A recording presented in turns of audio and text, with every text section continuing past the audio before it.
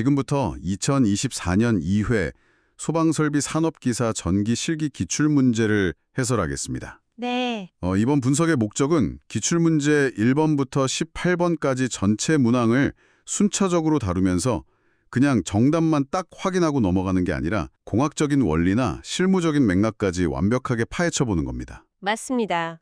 실무나 시험 모두에서 가장 중요한 건 왜 이런 규정이나 계산식이 나왔는지를 이해하는 거거든요. 그렇죠. 특히 계산 문제나 그 복잡한 도면 가닥수 산출 같은 경우는 암기만으로는 현장의 응용 상황을 돌파하기가 어렵습니다. 그래서 오늘 논의를 통해 여러분이 헷갈리셨던 개념들의 근본적인 논리를 명확하게 짚어보겠습니다. 좋습니다. 그럼 첫 번째 슬라이드, 기본 계측기랑 공사 자재 관련 기출 문제들부터 바로 살펴보죠. 먼저 전기 계측기의 용도를 묻는 문제인데요. 네, 가동 철편의 움직임으로 교류랑 직류를 모두 측정하는 기기, 그리고 절연 저항을 측정하는 기기, 마지막으로 보조 접지극 2개를 사용하는 접지 저항 측정법의 명칭을 묻고 있습니다. 현장에서 빼놓을 수 없는 아주 필수적인 계측기들이죠. 첫 번째로 교류와 직류 양용으로 쓰이면서 클램프 미터라고도 불리는 건 후크온 미터입니다. 아, 후크온 미터. 네, 전류가 흐르는 전선 주변에 발생하는 자기장을 이용하거든요. 그래서 전선을 자르지 않고도 피복 위에서 바로 전류량을 잴 수 있는 아주 효율적인 장비입니다. 끊지 않고 잰다는 게 핵심이군요. 맞아요. 두 번째는 절연 저항계. 우리가 현장에서 흔히 매거라고 부르는 기기입니다. 전선 피복이 전기를 얼마나 잘 막아주는지 확인하는 건데 0점을 맞출 때는 두 단자를 단락시키고 무한대를 확인할 때는 개방시킨다는 원리가 중요합니다. 단락과 개방. 네, 그리고 마지막으로 본 접지극 1개 외에 도조 접지극 2개를 추가로 박아서 접지 저항을 재는 방식은 콜라우시 브리지 측정법입니다. 이름이 좀 길죠? 그렇죠. 접지 저항을 정확히 재려면 전류를 흘려보낼 경로랑 전압 강하를 측정할 기준점이 필요하니까 보조 전극 2개가 동원되는 겁니다. 측정 원리를 들으니까 장비 이름들이 확실히 직관적으로 다가오네요. 이어서 2번 문제, 금속관 공사에 사용되는 자재 명칭입니다. 전선 피복을 보호하는 거, 관을 지지하는 거, 그리고 배관을 직각으로 굽히는 곳에 쓰는 자재를 찾아야 하는데요. 금속관 공사할 때 파이프를 자르면 그 단면이 엄청 날카로운 칼날처럼 변하거든요. 네, 위험하죠. 거기로 전선을 강제로 밀어 넣으면 절연 피복이 다 찢어집니다. 그래서 관 끝에 둥글고 매끄러운 캡을 씌우는데 이게 바로 부싱입니다. 부싱. 그리고 배관을 벽이나 천장에 단단히 고정해서 흔들리지 않게 잡아주는 세부치거 새들이고요. 모서리에서 배관 경로를 90도로 꺾어줘야 할 때 연결하는 곡선 부품이 노멀밴드입니다. 복에 리머랑 커플링도 있었어요? 리머는 절단면의 거친 부분을 갈아내는 도구고요. 커플링은 두 개의 직진하는 관을 일직선으로 이을 때 쓰는 부품이라는 점도 여러분이 같이 짚고 넘어가시면 좋겠습니다. 부싱으로 피복 보호하고 새들로 고정하고 노멀밴드로 꺾어준다. 머릿속에 배관 공사 현장에 바로 그려집니다. 다음 3번 문제. 소방시설 자체 점검 장비 매칭이네요. 시각 경보기랑 누전 경보기를 점검할 때 어떤 장비가 필요한가요? 기본적으로 점검에는 절연 저항계나 전류 전압 측정기가 공통으로 쓰이지만 특정 설비에는 전용 장비가 필요하죠. 전용 장비요? 네. 시각 경보기나 감지 기류 점검할 때는 화재 시에 열 기류를 모사하는 열감지기 시험계가 쓰이고요. 누전 경보기는 전선에서 새어나가는 미세한 누설 전류를 잡아야 하니까 정밀하게 오찬을 잡아내는 누전계를 사용해야 합니다. 설비 작동 원리를 생각하면 장비 이름도 자연스럽게 도출되네요. 자, 이제 슬라이드 3번. 이산화탄소 소화 설비와 도시기호 문제로 넘어갑니다. 4번 문제. 제어반 이강 화재 표시반 설치 장소 기준, 그리고 방호구역마다 연동시키는 장치들을 묻고 있어요. 가스계 소화 설비에서 제어반은 화재 진압의 두뇌이자 심장입니다. 그러니까 설치 장소는 화재나 침수 같은 재해 우려가 없고 점검에 편리한 장소여야 한다는 아주 명확한 당위성이 있죠. 물에 잠기면 큰일 나니까요. 그렇죠. 위급 상황에 시스템이 먹통이 되면 대형 참사로 이어지니까요. 그리고 소화가스가 방출될 방호구역마다 표시등이랑 경보기를 설치해야 합니다. 표시등과 경보기, 역할이 어떻게 되죠? 표시등은 시스템의 작동 상태를 눈으로 보여주는 거고요. 음향장치인 경보기는 그 구역 안의 사람들에게 당장 대피하라고 청각적인 경고를 주는 겁니다. 제어반은 철저히 보호하고 현장에는 시각, 청각 양쪽으로 확실히 경고해라. 이거군요. 5번 문제는 소방도면 도시기호네요. 이거 형태를 어떻게 연결해서 외우면 좋을까요? 직관적인 형태를 문자랑 결합하는 게 제일 좋습니다. 동그라미 안에 반은 칠해져 있고 반은 비어 있는 건 빛이 뿜어져 나오는 걸 단순화한 표시등입니다. 반짝거리는 느낌이네요. 네. 그리고 동그라미 안에 십자가 형태가 색칠된 건 피난로 교차점이나 출구를 상징하는 피난구 유도등이고요. 문자가 들어간 건 더 쉽습니다. 동그라미에 알파벳 B가 있으면 벨, 비상벨이고 네모 안에 S가 있으면 스모크, 연기 감지기입니다. 아주 명확하네요. 차동식 스포트형 감지기는요. 반원 형태의 밑줄이 그어진 기호인데 이게 열 기류를 모으는 감지기 챔버의 단면을 묘사한 겁니다. 챔버 단면, 시각적으로 매칭하니까 확실히 수월합니다. 자, 슬라이드 4번입니다. 여기서부터는 조금 까다로워집니다. 공학적인 계산이 나오는데요. 6번 문제, 200kW 전동기 역류를 0.7에서 0.9로 개선하기 위한 전력용 콘덴서 용량 구하기입니다. 네, 이거 수험생분들이 많이 어려워하시는 부분이죠. 먼저 교류 전력에서 역률 개념을 아셔야 합니다. 실제로 일하는 유효 전력과 일은 안 하면서 전선만 차지하는 무효 전력이 있는데 이 낭비되는 무효 전력을 줄이는 게 바로 콘덴서거든요. 무효 전력을 줄인다. 네, 그래서 콘덴서 용량 QC를 구하는 공식은 QC는 P 곱하기 괄호 열고 탄젠트 세타 1 마이너스 탄젠트 세타 2 괄호 닫고입니다. 현재 무효율에서 목표 무효율의 차이만큼을 유효 전력 P에 곱해주는 거죠. 문제에서 유효 전력 P는 200kW로 주어졌는데 탄젠트 세타 값은 어떻게 구하죠? 역률은 코사인 세타잖아요. 삼각함수 기본을 떠올려 보시면 탄젠트 세타는 코사인 세타분의 사인 세타입니다. 그리고 피타고라스 정리에 따라 사인 세타는 루트 1 마이너스 코사인 제곱 세타로 바꿀 수 있죠. 루트가 거기서 나오는군요. 맞습니다. 그래서 분수랑 루트가 들어간 형태가 되는 거예요. 대입해서 천천히 풀어보면 200 곱하기 개선전 역률 0.7을 넣으면 분모는 0.7, 분자는 루트 1 마이너스 0.7의 제곱입니다. 여기서 개선은 목표치인 0.9를 대입한 분모 0.9, 분자 루트 1-0.9의 제곱을 빼주는 겁니다. 와, 수식이 꽤 기본이다. 네, 이걸 계산기로 차분히 처리하시면 최종적으로 107.18kV 암페어가 도출됩니다. 여러분, 이 과정은 눈으로만 보지 마시고 반드시 손으로 직접 쓰면서 논리를 익혀두셔야 합니다. 손으로 꼭 써보기 중요합니다. 이어서 7번 문제. 차동식 스퍼트형 열감지기랑 정온식 스퍼트형 열감지기 차이점입니다. 이름만 들으면 확 안 와닿는데 어떻게 구분하죠? 작동 기준이 속도냐 아니면 절대적인 수치냐의 차이입니다. 차동식은 방안 온도가 평소랑 다르게 단시간에 급격히 상승할 때 작동해요. 일정 상승률 이상이 될 때 반응하는 국소 열 효과 원리죠. 갑자기 확 뜨거워질 때 반응하는 거네요? 거실이나 사무실 같은 곳에요? 맞습니다. 반대로 정온식은 온도가 오르는 속도랑은 무관하게 미리 세팅해둔 일정한 온도 이상에 도달해야만 작동합니다. 예를 들어 주방이나 보일러실은 평소에도 온도가 자주 오르락내리락 하잖아요. 거기 차동식 달면 시도 때도 없이 울리겠네요. 그렇죠. 오작동이 심하겠죠. 그래서 그런 곳에는 70도, 80도처럼 명확한 임계점을 가진 정온식을 설치하는 겁니다. 상승 속도가 중요하면 차동식, 목표 도달 온도가 중요하면 정온식. 아주 명쾌합니다. 다음 슬라이드 5번, 8번 문제로 넘어갑니다. R형 수신기의 신호 전송 방식 중에서 하나의 전송선로에 여러 정보를 실어 보내는 방식입니다. 정답은 다중 전송 방식입니다. 예전 구형 P형 수신기는 감지기 구형마다 개별 전선이 수신기까지 일일이 다이렉트로 연결되어야 했어요. 건물이 높아지면 전선이 어마어마하게 많아지겠네요. 치명적인 단점이었죠. 그걸 해결한 게 R형의 다중 전송 방식입니다. 굵은 통신선 하나, 즉 데이터 버스를 딱 깔아두고 각 감지기들이 고유의 디지털 주소값을 가진 신호를 그 선에 실어서 보내는 겁니다. 하나의 도로를 여러 차가 효율적으로 나눠 쓰는 거랑 비슷하네요. 정확합니다. 배선 공사비나 유지보수 측면에서 혁명적인 방식이죠. 디지털 네트워크의 진화군요. 이어서 9번 유도전동기 회전자 주파수 구하는 계산 문제입니다. 조건이 3상 60Hz, 8극, 회전속도 882rpm입니다. 이 문제는 동력공학의 3단계 계산법을 딱 따라가야 합니다. 스텝 1.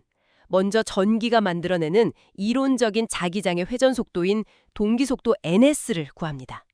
공식은 120 곱하기 주파수 f 나누기 극수 p입니다. 120 곱하기 60 나누기 8. 네, 계산하면 900rpm이 나옵니다. 이론상 최고 속도가 900rpm인데 실제 문제 조건의 회전 속도는 882rpm이잖아요. 차이가 좀 나네요. 그 미세하게 뒤처지는 비율을 두 번째 단계인 슬립 S로 구하는 겁니다. 모터는 전자기 유도 현상을 이용하니까 동기 속도랑 똑같이 돌아가면 오히려 힘이 안 생겨요. 슬립 공식은 동기 속도분의 괄호 열고 동기 속도 빼기 실제 회전 속도 괄호 닫고입니다. 900분의 900 빼기 882. 맞습니다. 계산하면 0.02라는 슬립 값이 딱 떨어집니다. 그럼 마지막 스텝 3. 회전자 주파수는요? 회전자 주파수 FR은 방금 구한 슬립 S에 원래 전원 주파수 F를 곱해주면 끝납니다. 즉 0.02 곱하기 60Hz를 하면 1.2Hz가 나오는 거죠. 동기 속도 구하고 슬립 계산하고 주파수 정홍하고 논리적 흐름이 진짜 톱니바퀴처럼 물리네요. 여러분, 이 공식들 꼭 외워두셔야 합니다. 자, 슬라이드 6번, 10번 문제입니다. 감지기 회로 방식 분류인데 복합형 보상식 다신호식을 어떻게 구분하죠? 감지기가 내부적으로 어떤 논리 회로로 화제를 판단하느냐를 보셔야 합니다. 두 가지 이상 감지 기능이 있을 때 두 기능이 모두 작동해야만 신호를 보내는 AND 조건이나 각각 개별적으로 발신할 수 있는 OR 조건을 가진 복잡한 구조가 복합형 감지기입니다. 복잡하니까 복합형. 그럼 보상식은요? 보상식 스포트형 감지기는 차동식 원리랑 정원식 원리를 같이 내장하고 있는데 둘 중 어느 한쪽만 조건을 만족해도 즉시 신호를 보내는 완전한 OR 논리 기기입니다. 어느 쪽이든 걸리기만 해라 이거군요. 다신호식은요? 일정 시간 간격을 두고 서로 다른 온도나 연기 농도에서 계단식으로 여러 번 신호를 보내는 겁니다. 오보도 줄이고 화재가 얼마나 커졌는지 성장 단계를 파악하려고 시간적 조건을 부여한 거죠. 엔드냐 오어냐 아니면 시간차냐. 감지기 두뇌 세팅에 다 다르네요. 슬라이드 7번 11번 문제입니다. 비상방송 설비 확성기 배치 도면인데요. 복도 구조의 수치들이 17.5m, 35m, 70m, 105m 이렇게 나와 있어요. 이건 확성기 소리가 퍼지는 유효 반경을 도면에 어떻게 최적화할지 묻는 겁니다. 소리는 원형으로 퍼지잖아요. 최소한의 스피커로 사각지대를 다 덮어야죠. 원을 겹치게 그리는 상상을 해보면 되겠네요. 맞습니다. 기준상 확성기 간의 거리를 35m로 두고 양 끝단 벽과의 거리는 그 절반인 17.5m로 세팅하면 꺾이는 부분 포함해서 겹치는 구간을 최소화하며 총 6개 확성기로 완벽하게 커버됩니다.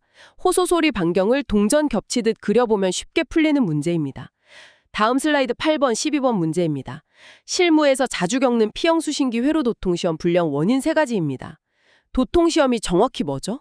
수신기에서 아주 미세한 전류를 감지기 선로 끝에 있는 종단 저항까지 흘려보내서 선로가 안 끊어지고 잘 연결되어 있나 감시하는 겁니다. 불량이 떴다는 건 전류가 가다가 끊겼거나 저항을 못 만났다는 뜻이죠. 원인 3가지가 뭘까요? 첫 번째로 제일 흔한 건 쥐가 파먹었거나 인테리어 하다가 선이 자른 감지기 회로의 단선입니다. 두 번째는 작업자가 선로 마지막에 달아야 할 종단 저항 설치를 누락한 경우고요.